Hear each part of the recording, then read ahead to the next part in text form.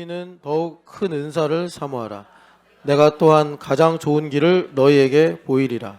내가 사람의 방언과 천사의 말을 할지라도 사람이 없으면 소리나는 구리와 울리는 꽹과리가 되고, 내가 예언하는 능력이 있어 모든 비밀과 모든 지식을 알고 또 산을 옮길 만한 모든 믿음이 있을지라도 사랑이 없으면 내가 아무것도 아니요 내가 내게 있는 모든 것으로 구제하고 또 내 몸을 불사르게 내줄지라도 사랑이 없으면 내게 아무 유익이 없느니라. 사랑은 오래 참고 사랑은 온유하며 시기하지 아니하며 사랑은 자랑하지 아니하며 교만하지 아니하며 무례히 행하지 아니하며 자기의 유익을 구하지 아니하며 성내지 아니하며 악한 것을 생각하지 아니하며 불의를 기뻐하지 아니하며 진리와 함께 기뻐하고 모든 것을 참으며 모든 것을 믿으며 모든 것을 바라며 모든 것을 견디느니라. 아멘. 자, 옆 사람에게 한 번 더 축복합시다. 잘 해왔고 잘 하고 있고 잘 할 것입니다. 축복합시다. 잘 해왔고 잘 하고 있고 잘 할 것입니다. 아멘. 자, 오늘 여러분 읽으시고 또 아시는 것처럼 사랑에 대해서 말씀을 전하려고 하는데, 참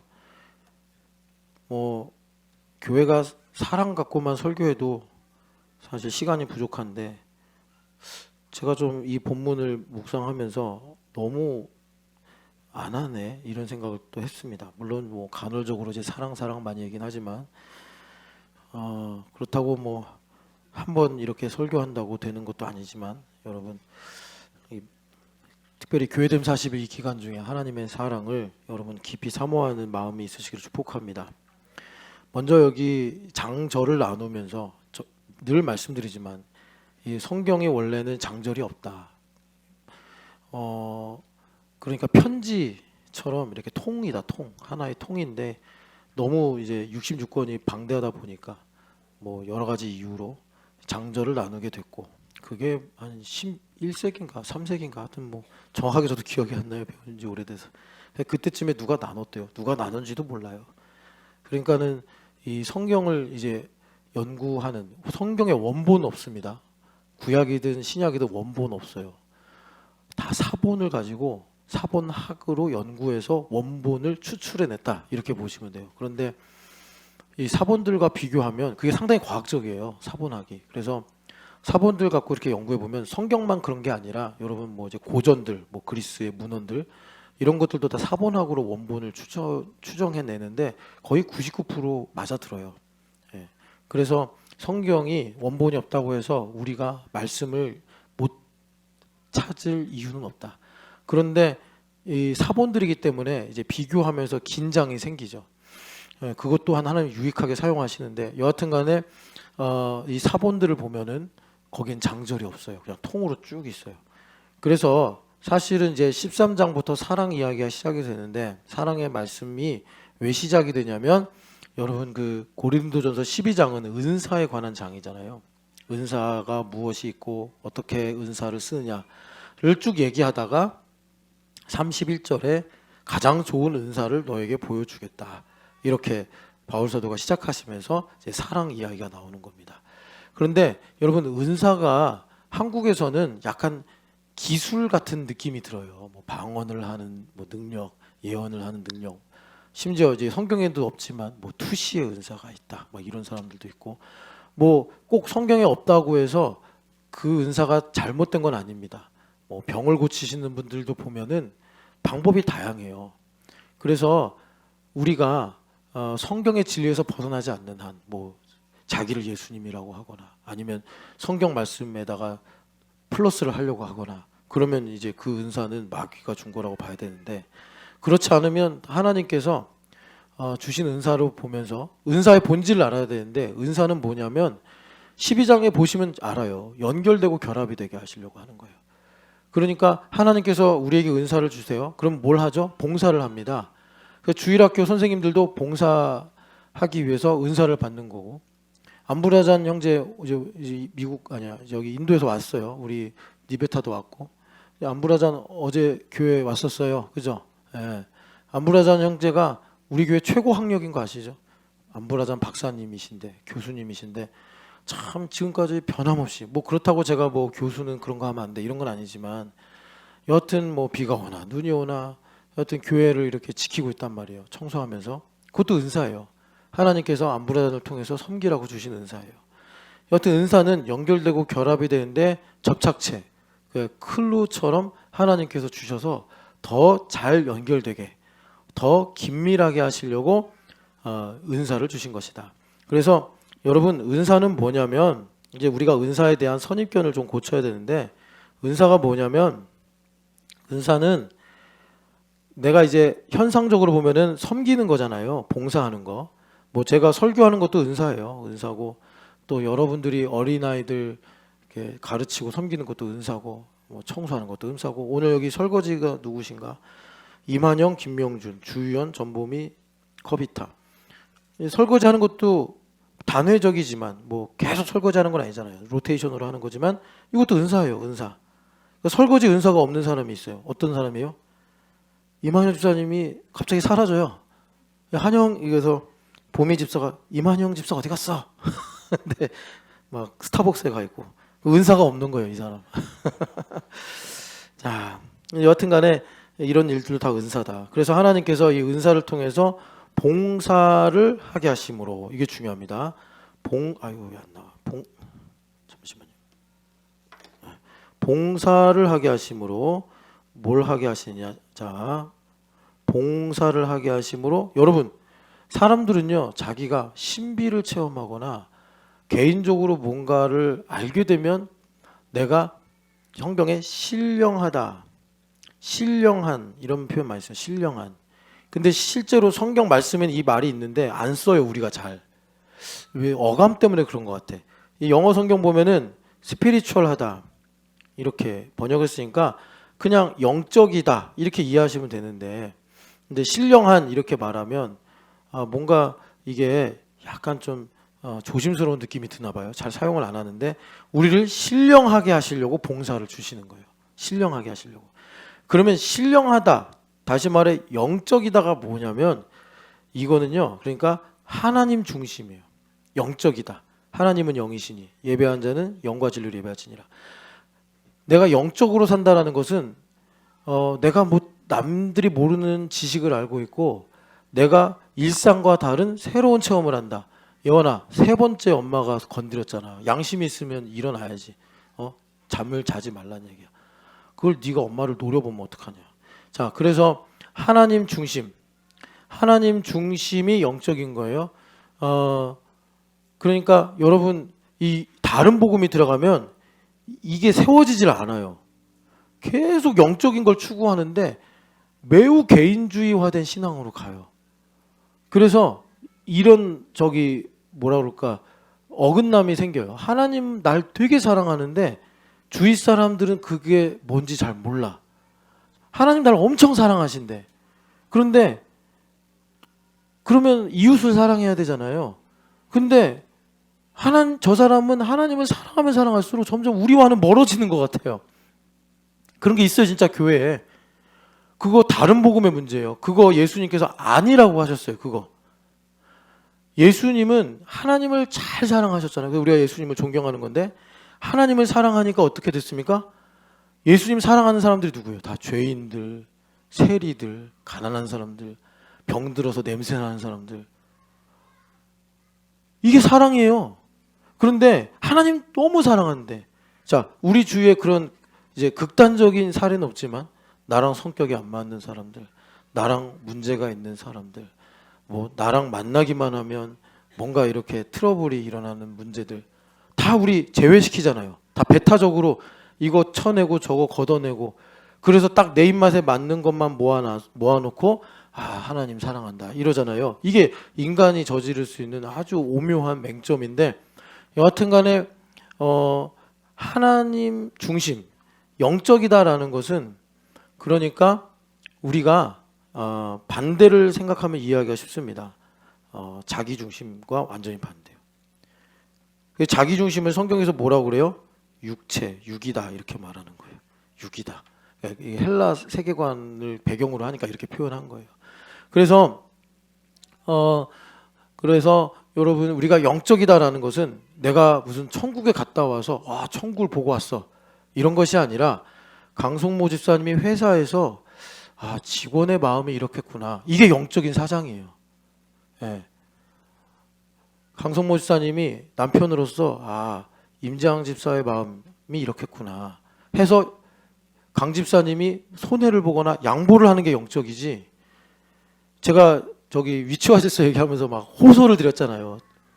강 집사님 한 번도 그런 적이 없어요. 예. 그러니까 이런 거죠. 강 집사님이 되게 좀 재밌는 게 이게 이렇게 얘기할 때 우리 그리스도인들이 자주 저지르는 실수가 말씀을 인용해서 싸워요. 그런 게 있어요. 그래서 여러분 이렇게 세상에서도 보면은 기독교인들이 뭐 정치나 교육, 사회, 문화 이런 현안을 가지고 얘기할 때 하나님 말씀을 인용해서 이렇게 주장을 해요. 그거 되게 심각한 오류를 만들 수 있습니다. 그러니까 정부에 대한 어떤 이제 기독교인이 사회적 지위가 있어서 정부에 대한 비판을 하려면 경제 지표나 어떤 구체적인 사회 지표를 가지고 합리적으로 비난을 해야지 저 악한 정권 물러가라 이렇게 하면 안 돼요. 그럼 개토화돼요. 기독교는 소금과 빛이지만 그게 개토화된 소금과 빛이 아니라 가루 서말 전체에 영향을 주는 그게 이 소금과 빛이거든요. 예, 소수 정예지만 전체를 섬기는 거예요. 자, 던진다. 한 번만 더 그러면 정말. 그러니까 너무 심하게 놀린 거야. 아니 제가 사진을 보면서 너무 좋았던 게 제가 우리 규은이, 예준이, 유하, 예원이를 주말 캠프를 6년 넘게 데리고 다녔잖아요. 이렇게 행복한 얼굴 처음 봤어요. 아 내가 잘못 살았나 보다 이 생각이. 우리 예준이가 막 그 기이한 사진들, 예준이가 되게 행복하면 이상한 사진을 많이 찍어요. 뭐 안경을 3개나 쓰고 막 사진을 찍고, 예준이 행복할 때 좀 그런 이상한 행동들을 하고, 그리고 정말 규은이가 와 이렇게 행복한 얼굴이 있을 수 있구나. 그동안 주말 캠프를 하면서 많이 참고 살았구나. 제가 이걸 참 우리 김 목사님 또 그런 이렇게 만족해하고 기쁨과 즐거움을 주는 은사가 있구나 그런 생각을 했는데 너무 심하게 돌아서 그런가? 왜 그렇게 졸지? 지금 설교 시간 끝날 때 다 됐는데 너 때문에 지금 이렇게 막히잖아. 중요한 설교 시간에. 자, 그래서 다시 원래로 돌아오면 강성호 목사님 시간 없으니까 빼고, 자 영적인 거는 뭐냐? 자기 중심적으로 말하는 게 아니라 그러니까 하나님 중심적으로 말하는 것이다. 하나님 중심적으로 말하는 것이다. 그러니까 여러분 그 얘기 뭐 하려고 그러냐? 한 번 더 강조하고 싶어서 그런 건데, 아니 부부 싸움을 하는데 왜 위치와 질서를 가지고 얘기합니까? 너무 그건 치사한 일이에요. 치사한 일이에요. 그러면 아내는 뭘 주장하죠? 날 위해 죽어야지 그러면. 그리스도는 교회를 위해 죽으셨는데, 그럼 남자는 입 다물고 죽어야 되는데 그러면 부부 싸움을 할 이유가 없잖아요. 여러분들 그 위치와 질서 얘기 꺼내봐야 다 화살표가 나를 향하기 때문에 여러분 그렇게 하지 말고, 왜 밥을 안 해줘? 왜 집안 청소를 안 해? 이걸로 싸워야지. 어디 감히 위치와 질서를 모르고 말이야. 이러면 여러분 이거는 승산이 없어요. 성도의 권세가 깨져야지 하나님께서 보복을 하신다고 했잖아요. 나의 권세가 깨진다고. 정신 차리고 부부싸움을 해서 이기든지 뭐 타협을 하든지 하셔야지. 다시, 그래서 여러분 지금 시간이 다 돼서 신령하다는 게 뭐냐, 영적이다라는 게 뭐냐, 하나님 중심이다. 하나님 중심이 뭐냐, 나 중심의 반대가 하나님 중심이다. 이것을 나에게 가르쳐 주시려고 주님께서 주신 것이 은사다. 이게 고린도전서 12장의 내용이에요.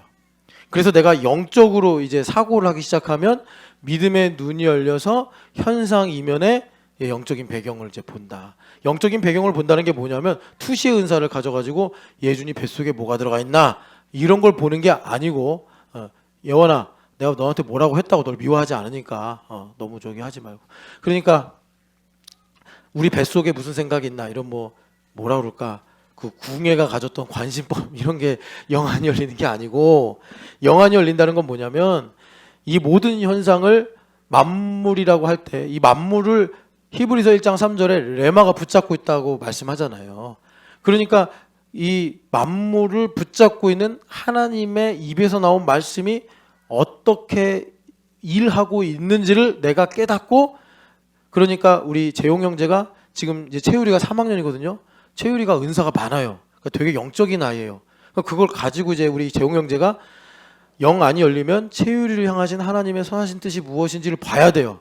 그래야지 때에 맞게 좋은 방법으로 채율이를 가르치는 거예요. 예. 그러면 채율이가 그 은사를 가지고 복되게 사는 거예요. 여러분, 은사는 우리에게 이 신령한 세계를 열어주는 건데, 여러분, 이 영적이다라는 게, 그러니까 우리가 지금 교회됨 40이라면서 왜 이렇게 구약의 율법들이 여러 가지 자세한 내용들로 디테일하게 쓰여졌을까? 비둘기로 제사라고 그러다가 순염소로 제사라고 그러다가 뭐 또 우리는 그 제사법 중에 극히 일부를 봤지만 속죄제만이 아니라 속건제 또 화목제로 들어가면 더 디테일한 이 내용들이 많아요. 그건 뭐냐면 이 신령한 세계는, 이거 되게 중요합니다, 여러분. 매우 민감하다. 이걸 주님께서 말씀하시는 거예요. 매우 민감하다. 그래서 주님께서 남은 자들을 통해서 거룩의 초격차를 이루어 주신다. 그 반도체에서 한 나노의 크기가 2026년 이 어떤 뭐 AI든 뭐 반도체든 그런 모든 것에 헤게모니를 쥐고 가는 거잖아요. 그래서 우리나라 국가 총 생산량보다 지금 TSMC가 하드 캐리하는 대만의 총 생산량이 앞서 버렸잖아요. 총 생산량이 아니라 개인 그 GDP가 앞서 버렸잖아요. 그러니까 이런 상황이 오는 것이 이제 이 영적인 민감함과 똑같단 말이죠. 그래서 우리가 이 영적인 민감함이 이제 영적으로는 삶으로 살려고 그러면 두 방향으로 다 열려 있다. 거룩으로도 민감하고 부정으로도 민감하다. 그래서 부정으로 민감한 예를 들면 여러분들이 이해가 쉬운데, 우리 김 목사님이 이제 목사이기도 하지만 또 교회됨 40을 하면서 말씀이 쌓여요. 그랬는데 예전에는 우리 전보미 집사님 오늘 이제 빨간 넥타이를 했어요. 잘했어요. 근데 전보미 집사님이 아유 또 빨간 넥타이야? 딱 이랬어요. 그냥 아침에. 근데 그걸로 이 부정으로 영적인 민감함이 열려서 막 김 목사님이 막 자존감도 떨어지고 넥타이가 몇 개밖에 없는 게 너무 수치스럽고 그러면서 내가 목사로 사는 게 맞을까? 막 이런 생각도 들고, 이런 게 영적인 민감함이에요. 영적으로 민감해지기 전에는 김 목사님한테 넥타이가 어떻든 머리 모양이 어떻든 신발이 어떻든 심지어 전보미 집사님이 투정을 부려도 아무런 그 뭐라 그럴까 스트레스를 안 받았는데, 김 목사님이 영적으로 민감해지니까 여보 오늘도 빨간 넥타이야? 그런 거 갖고서 확 낙심이 되고 아내가 원수같이 보이고 막 이런 일들이 생기는 거예요. 그런 게 영적인 민감함이에요.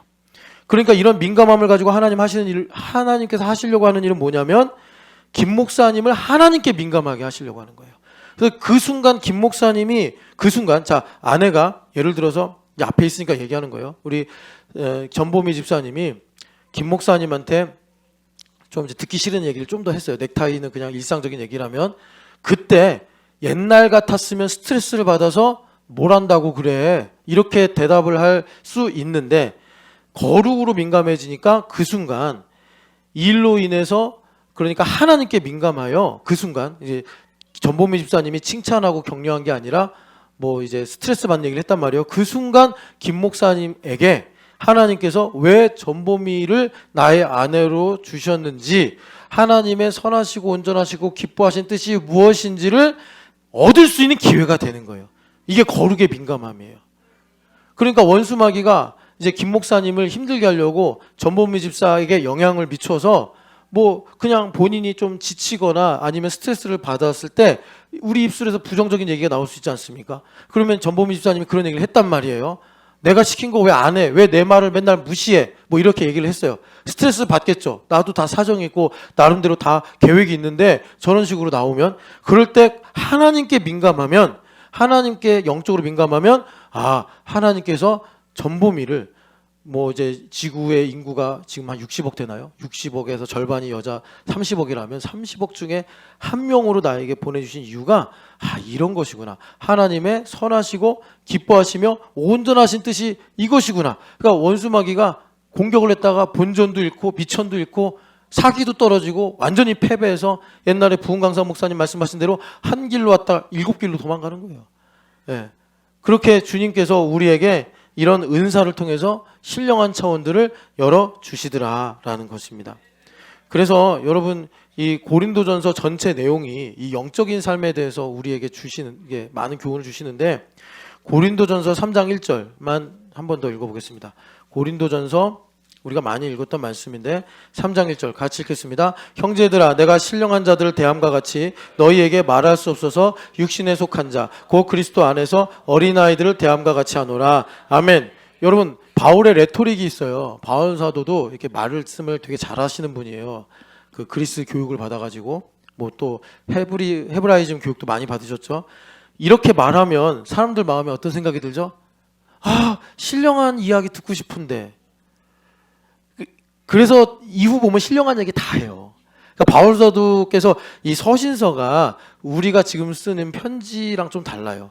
그러니까 그때는 필사자가 있었어요. 그래서 바울서가 이렇게 쭉 말을 하면 그 사람이 받아 적는 거예요. 그러니까 사실 구어체예요, 구어체. 그러니까 설교를 받아 적었다 이렇게 생각하시면 돼요. 그래가지고 대표적으로 두기고가 있잖아요, 두기고.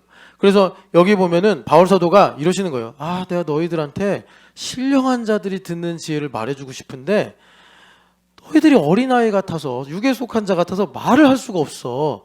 그러면 이제 고린도 교회 성도들이 신령한 얘기가 뭐지? 이러면서 듣고 싶어 하는 거예요. 이것이 영적인 민감함이 하나님께 열린 거예요. 그런데 영적인 민감함이 어두움에 열리면 여기 고린도전서에 또 그 내용 나와요. 10장 가면 그래요. 또 저러네, 또 저래. 또 나한테 육에 속한 자라고 하네, 또. 정죄를 받아요. 그래서 여러분 고린도전서 10장인가? 고린도후서 10장에 보면 그래요. 그는 직접 보면 그는 편지로 대할 때는 담대하나 직접 보면은 유순하도다.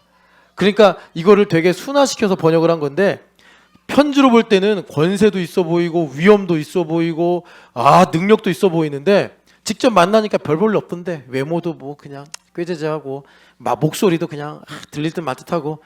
그런데 바울서도 그러잖아요. 내가 정말 약해서 그런 게 아니라 니들이 상처받을까 봐 내가 겸손하게 행동한 건데 뭐야? 하면서 이제 10장의 그 이후에 그 내용을 쭉 말씀하시는데 그러니까 바울서도가 너희들에게 신령한 자들에게 하는 말을 하고 싶다 하시면서 그 이후에 다 신령한 게 뭔지를 여러 사례로 이제 말씀하시는 거예요.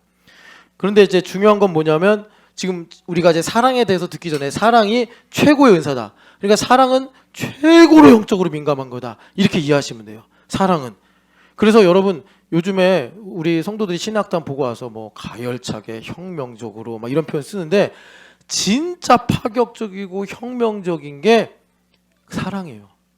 사랑은요, 여러분 하나님께서 죄인을 사랑하셔서 구원하시려고 자기의 독생자, 천사 뭐 1군단을 보낸 게 아니라 자기의 독생자를 보내신 것이 사랑이래요.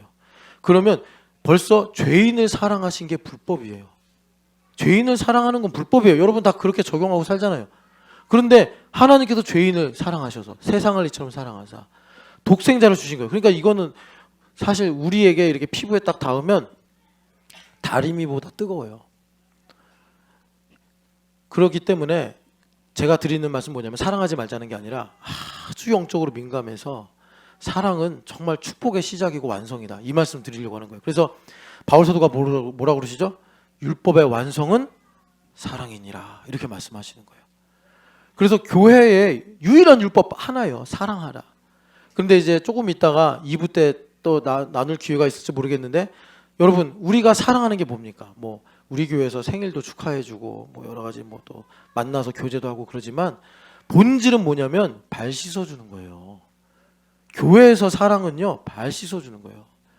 그러니까 다시 말하지만 우리 여기 김 목사님, 전보 목사님 앉아 계신데 두 분이 부부잖아요. 부부 이제 아이들이 5편으로 한자를 찾는데 자기 이름으로 찾아봐라 그랬어요. 근데 담비가 자기는 한자가 없대요. 그래서 아버지 이름으로 찾아라 그랬어요. 그랬더니 이제 진춘 하는 거예요. 얘 몰랐나 봐요. 진짜 봄이네? 이런 얘기 하는 거예요.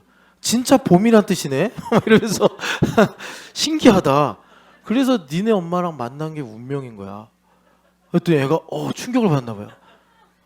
뭐 그러면 안 됐는데 이런 거였는지 아니면 그래서 이런 거였구나 그랬는지 뭔가 담비 뇌 속에서 막 충격을 3초간 멈췄어 담비가 이러면서. 예. 근데 두 분이 그렇게 이름도 똑같고 정말 신기하죠. 어떻게 이름을 진춘과 봄이 만나냐고. 그래서 정말 천둥도 치고 비바람도 불고 폭풍도 일어났는데, 그런데 그거보다 더 중요한 인연이 교회됨의 인연이다. 교회됨의 인연이다. 이거 하나님 중심이에요. 전 목사님 하나님의 딸이요, 진춘 목사님은 하나님의 아들이란 말이에요. 그걸 먼저 내가 전제하고 만나는 거예요. 우리 임예원과 주희연 집사님 뒤에서 보면 똑같아요. 얼마 전에도 4층에서 엄마 잡으려고 뛰어다녔지. 막 뛰어다녔잖아. 그거를 어떤 이모가 영상을 찍었는데 뛰는 자세가 똑같아. 엄마라서 데자뷰 같았어. 데자뷰. 뭐지? 하면서. 그래도 임예원은 하나님의 존귀한 딸이에요. 주희연 집사님 딸 이전에 하나님의 자녀, 하나님의 왕 같은 제사장이어야지 주희연 집사님이 잘 섬기지. 내 딸이야 먼저. 임예원은 내 거고 그 다음 하나님 딸이야. 그러면 얘 정말 힘듭니다. 힘들다 이런 생각한다고. 그래서 여기 보면은 주님께서 이제 신령한 자와 어린 아이를 가지고 말하는데, 여기 바울 사도가 말씀하신 것을 이제 시간이 없으니까 그냥 짧게 성경 말씀만 가지고 볼게요. 2장 6절 같이 읽어보겠습니다. 그러나 우리가 온전한 자들 중에서 지혜를 말하노니 이는 이 세상의 지혜도 아니요 또 이 세상에서 없어질 통치자들의 지혜도 아니요. 아멘. 그러니까 은밀한 하나님의 지혜라고 말씀하시는데, 자, 그 지혜를 알기 위해서 조건을 말씀하시는데, 자, 시간이 없어서 12절 제가 그냥 여러분 소개만 해드릴게요. 12절 뭐예요? 은혜를 아는 것이다. 당연한 것이 아니었소. 은혜를 알아야 돼요. 일단 이거 뭐예요? 현상, 인생에 대한 문해력입니다. 이건 은혜인 줄 알겠지만 이거는 은혜인 줄 모르겠다. 그러면 아직 영적인 이해, 사고력의 차원으로 못 넘어가는 거예요. 은혜라는 걸 알아야 돼. 그래서 우리 하나님께서 여러분 은혜였소를 고백할 수 있는 1번이 뭐예요? 부모밖에 없어요. 그 다음에 뭐 이제 애들도 나오는 거고, 그 다음에 이제 뭐 학교, 그 다음에 직장, 그 다음에 공부예요. 그러니까 우리 아이들, 우리 모든 인생이 은혜가 뭔지를 아는 첫 번째 단추, 이 첫 번째 단추 잘 껴야 돼. 이게 뭐죠? 임경수 아버지, 최경의 어머니는 은혜였어. 지영자매 그걸 알아야 된단 말이에요. 그 다음에 본인이 이제 살아온 인생들, 만남들, 이별들, 그게 다 이제 은혜로 보여지는 거예요. 그래서 은혜임을 알아야 돼. 1번. 이제 12절 안 읽지만 여러분 보시면 알까요? 그걸 바탕으로 주님께서 이제 두 번째로 우리에게 주시는 것이 뭐냐면 은혜였소. 이걸 가르쳐 주시고, 두 번째로는 주님께서 14절에 분별력을 주시는 거예요. 분별력은 뭐냐면 이제 문해력과 분별력인데, 분별력은 뭐냐면 이제 내가 살아가면서 여러 가지 현상을 볼 때 그 가운데 이제 여러 가지 이유, 원인, 결과 막 섞여 있잖아요. 그 중에 하나님의 뜻이 무엇인지를 딱 붙잡는 거예요. 그래서 여러분들에게 말씀드렸지만 하나님의 뜻은 대부분 다 여기도 은밀하다고 나와 있지만 아주 작고, 그리고 그 구유에 두인 어린 양처럼 사소하고 보잘것없게 왔다 가버려요. 그러니까 내가 겸손해야지 알아요. 왜 하나님께서 그렇게 하시냐면 그걸 조금만 더 키우면 우리는 어렵다고 느끼고 이해도 안 된다고 그러고 그러면서 변명을 늘어놓기 때문에 하나님께서 이런 거예요. 예수님을 구유가 아니라 요즘처럼 산후조리원에 누이셨다 해봐요. 그러면 우리같이 미련하고 완악한 사람들은 못 찾아요, 예수님을. 그러니까 아무나 올 수 있고 마음에 동의만 되면 목동이더라도 찾아갈 수 있는 구유에 예수님을 누이신 거예요. 그래서 경배를 받으신 거예요. 하나님의 일이 그래요. 그래서 아주 쉽고 사소하게 오는데 내 마음이 겸손하거나 내 마음이 하나님을 향한 일편단심이 없으면 그걸 못 찾아요. 무시해요. 그래서 주님께서 그것을 교회라는 범주에 놓으시고 그 가운데 지극히 작은 자에게 한 것이 나에게 한 것이다. 이렇게 말씀하시는 거예요. 그러니까 내가 내 생각으로 가득 차 있으면 그건 그냥 휙 지나가 버린단 말이에요. 내가 정말 예수님으로 기뻐하고 감사하면 그 작고 그 미려한 것을 내가 핀포인트처럼 딱 찍어서 하나님의 일을 하면서 우리가 분별력을 가지고 이제 하나님의 이 모든 계획과 뜻들을 알고 살아가더라라는 것입니다. 그래서 이렇게 우리가 신령한 차원으로 들어가는 두 단계를 바울 사도가 친절하게 말씀해 주셨고, 자 15절 읽고 이제 우리 기도합시다. 15절 읽겠습니다. 신령한 자는 모든 것을 판단하나니 자기는 아무에게도 판단을 받지 아니하느니라. 아멘. 그래서 주님께서 정죄로부터 자유함을 주십니다. 이제 이 부분이 참 또 중요한 내용인데 무슨 말이냐면 하나님께서 여러분들에게 그 거룩의 케파를 요구하십니다. 거룩의 케파. 리터로 표현하면 어떤 사람은 제사장처럼 수송아지만큼의 케파, 어떤 사람은 고운 가루 10분의 1 에바만큼의 케파를 주님 요구하시는 거예요. 그런데 내가 그 양 한 마리 정도의 케파를 가지고 있는데 내가 그만큼 신령하지 않잖아요? 그러면 정죄를 받는 거예요. 이거 여러분 정말 중요한 원리니까 잘 아셔야 돼요. 내가 양 한 마리에 그 영적인 그 영향력의 케파를 가지고 있는데 내가 그거만큼 분별을 못하고 살면은 어쩔 수 없어요. 이 땅에는 율법의 세상이고 하나님께서 공의로 다스리기 때문에 그만큼 정죄를 받을 수밖에 없어요. 그러니까 정죄를 안 받고 살 수 있는 좋은 방법. 정죄는 너무나 힘들어요. 저는 여러분들 제발 정죄 안 받고 살았으면 좋겠는데 그게 뭐 안 해야지 한다고 됩니까? 세상에 살면서 어떻게 하면 정죄를 안 받냐면 하나님께서 내게 두신 그 케파만큼 내가 영적인 민감함을 거룩으로 유지하고 살아갈 때 정죄를 안 받는 거예요. 여러분 이 비밀을 아시고 16절의 결론이 그랬습니다. 그래서 우리가 그리스도의 마음을 가졌느니라. 교회가 되어서 살면 우리가 정죄를 받지 않고 살 수가 있습니다. 우리 같이 기도하겠습니다. 사랑하는 하나님,